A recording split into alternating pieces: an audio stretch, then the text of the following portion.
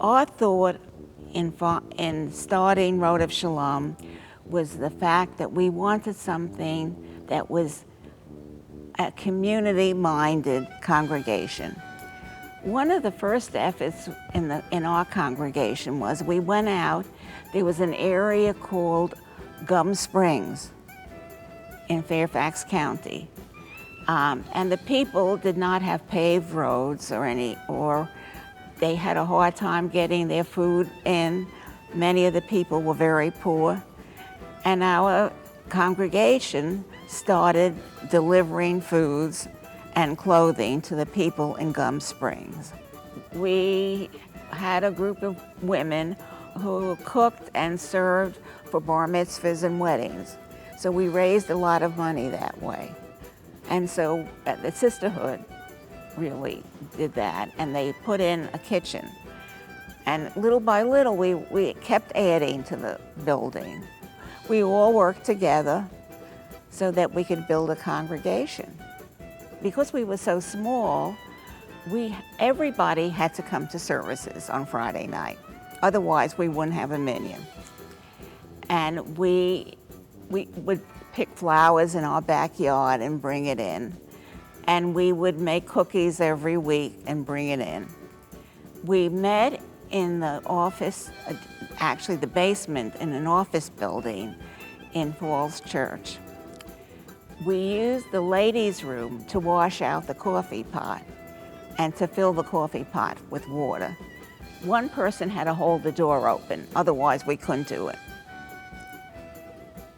People came and they brought their children. Little by little, the congregation grew. And there were people who were like-minded. They were anxious to become part of the community while we were going to synagogue. Somebody wanted it to be called Beth David. And there was other people that wanted Rodef Shalom.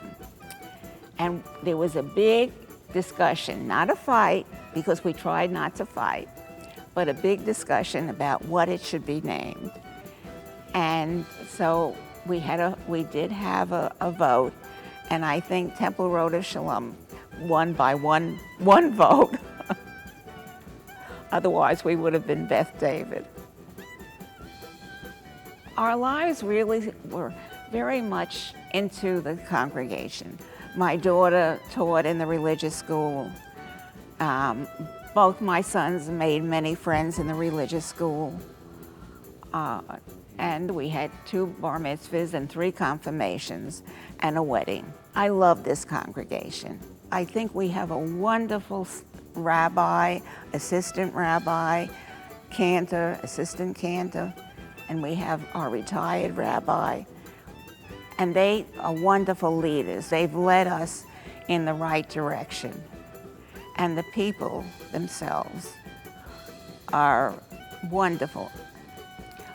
One of the funny stories I tell people, when we were discussing what we wanted to do with the temple, we had many meetings about that. Somebody said, we are definitely not going to save cookies from one week to another. If there are cookies left over, we will not put it in the freezer the way this other congregation did.